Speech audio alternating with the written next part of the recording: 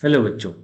Let's read the question. The question says half mole of an ideal gas gamma 5 by 3 is taken through the cycle ABCDA as shown in the figure. Take R is equal to 25 by 3 joule per Kelvin per mole.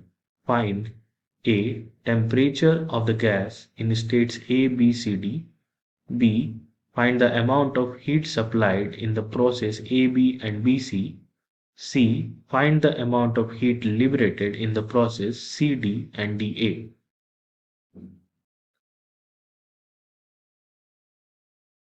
इस question का की concept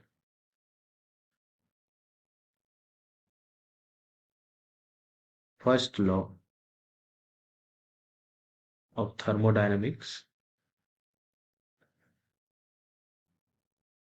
and PV is equal to nRT का equation है जिसे हम ideal gas equation कहते हैं।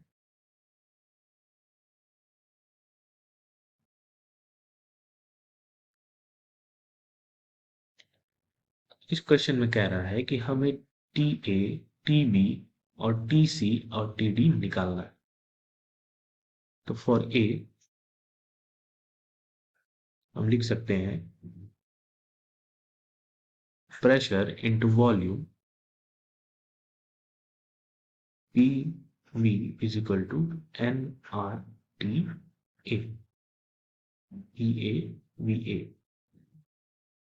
अब हम इसे सॉल्व करेंगे। हमें n की वैल्यू क्वेश्चन में हाफ मोल दी गई है।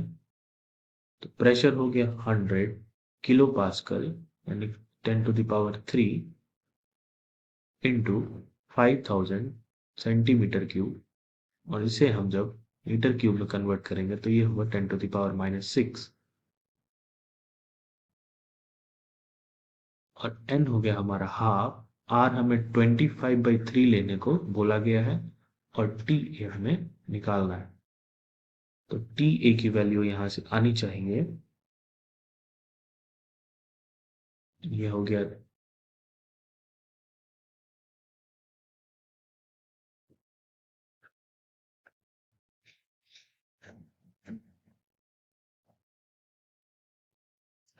25 से कटा ये 2 3 to the 6 to 12 120 केल्विन। सेम तरीके से हम सारे पॉइंट का निकाल सकते हैं। For point B PV BV is equal to nRTB। Pressure हम डालेंगे at point B 100 kilopascal और एट पॉइंट बी हमारा वॉल्यूम है 10,000 सेंटीमीटर क्यूब जिसे हम मीटर क्यूब में 10 टू द पावर -6 लिखेंगे। मोल्स हमें दिया हुआ है हाफ। आर हमें 25/3 लेना है और टीबी हमें आ जाएगा इसको सिंप्लीफाई करने से। तो टीबी हम अगेन निकालेंगे। ये हो गया 4 to 8 24 240 kelvin. Now we will go for C. PC VC is equal to nRTC। For C हमारा जो प्रेशर है वो 200 into 10 to the power 3 pascal है। वॉल्यूम हमें 10,000 to 10 to the power 6 metre cube लेना होगा is equal to half moles into 25/3 TC। ये 25 ये 4 टू 8 8 6 48। तो हमारा TC होगा 480 केल्विन।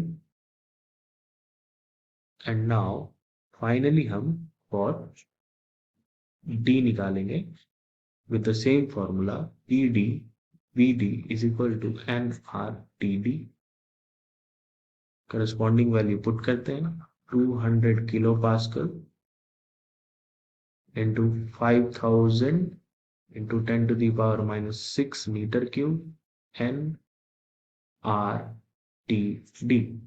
तो TD की वैल्यू आएगी 25 ये 2 4 6 24 240 केल्विन।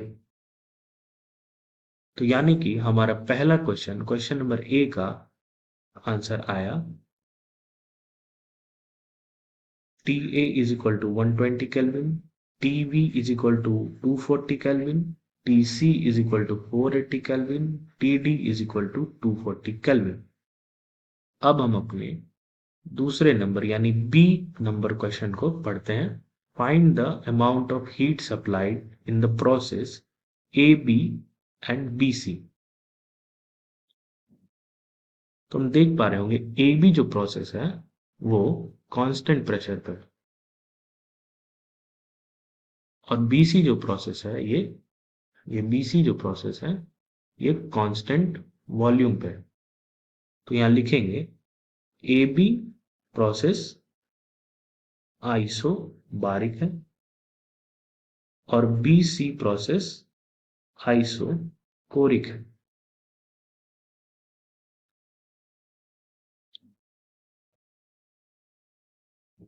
हमने मेंशन कर लिया कि कौन सा प्रोसेस क्या है, एक बार फिर हम मेंशन कर लेते हैं।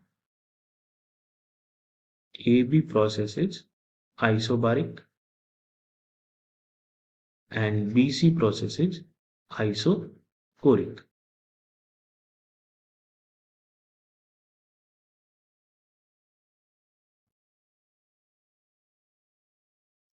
Now for isobaric process हम लिखते हैं del Q is equal to N Cp delta T, और हमें गामा की वैल्यू क्वेश्चन में दी हुई है 5/3। 5/3 which denotes this is a diatomic gas। No, this is not a diatomic gas, this is a monoatomic gas। Monoatomic gas, और mono atomic gas का Cp होता है 5/3 और Cv होता है 3/2। Sorry 5/2 R and 3/2। तो हम यहाँ पे अगर ए बी का निकालें क्यू ए बी, वो कांस्टेंट प्रेशर पे है, आइसोबार है, हमारा half mole into 5/2 into 25/3 into del T. हमने टी ए की वैल्यू निकाली है पिछले क्वेश्चन में, ये होती है 120 केल्विन, और टीबी की वैल्यू हमें दी हुई है 240 केल्विन। सॉरी हमने निकाली है 240 केल्विन। अब यहाँ डेल्टी की वैल्यू पुट करेंगे तो ये हो गया 120।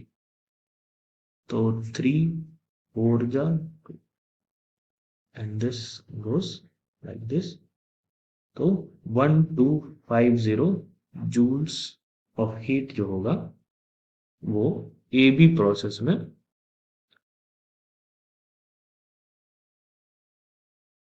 लगेगा। अब हम चलेंगे बीसी प्रोसेस में, डेल क्यू फॉर बीसी। ये आइसोकोरिक है तो इसका फॉर्मूला होगा n C V delta T. C V क्या है? Heat molar heat capacity at constant volume. Half C V की वैल्यू होगी हमारे पास 3/2, आर को हम लिखेंगे 25/3, और डेल टी हमें एट टी सी हमने निकाला 480। ये 480 है और टी डी हमारा 240 केल्विन। तो ये हमारा 240 केल्विन हमारा चेंज इन टेम्परेचर हो गया। 380 20, तो ये हमारा होगा 1500 जूल के आसपास, यानी 1500 जूल हमारा हीट एनर्जी सप्लाई होगा। तो हमारा क्वेश्चन नंबर बी का ऑप्शन आंसर आएगा 1250 joules for process A to B and 1500 joules for process B to C। अब हमें क्वेश्चन में पूछ रहा है, ऑप्शन नंबर सी है, सॉरी क्वेश्चन नंबर सी है, find the amount of heat liberated in the process C D and D A. तो अगर हम यहां लिखें कि प्रोसेस नंबर सी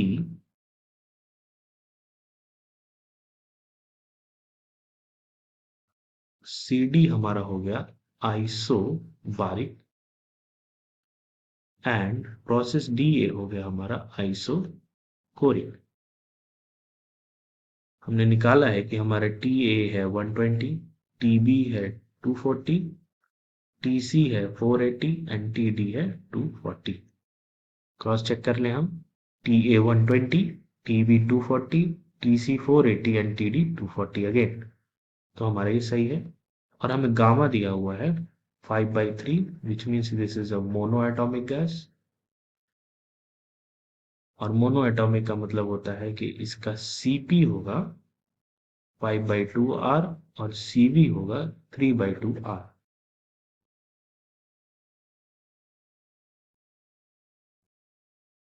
देन अगेन हम सेम फॉर्मूला इस्तेमाल करेंगे, del Q C2D is equal to n C P delta T. N हमें दिया हुआ है हाफ, सीपी हो गया हमारा 5/2, आर हो गया हमारा 25/3 और डेल टी हमारा होगा 480 माइनस 240 विच इज 240 अगेन। अब हम सिंप्लीफाई करेंगे। 2 2 4 3 12, ये हो गया 20 this is 2500 joules of heat will be liberated in the process CD।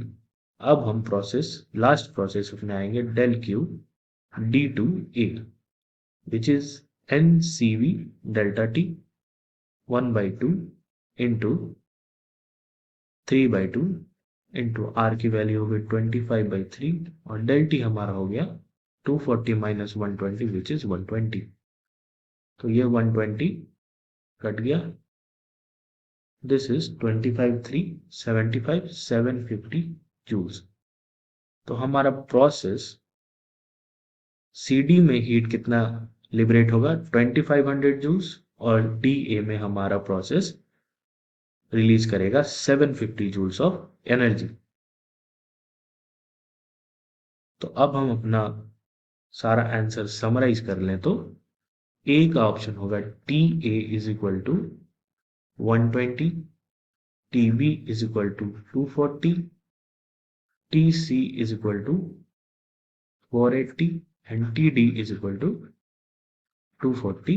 सारे केल्विन्स में होगा, केल्विन। क्वेश्चन नंबर बी का हमारा आंसर होगा during A B process heat जो रिलीज होगी वो होगी 1200 joules. During process B C जो होगी वो हमारा रिलीज होगा 1500 जूल्स, सॉरी गेन होगा 1500 जूल्स। सी डी प्रोसेस के बीच में, अब हमारा सी ऑप्शन शुरू होगा, सी डी प्रोसेस के बीच में होगा 2500 joules and del Q from D to A again this will be 750 joules. तो इस क्वेश्चन का हमारे पास ये सारा आंसर आएगा।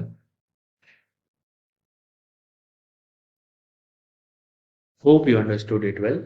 Best of luck.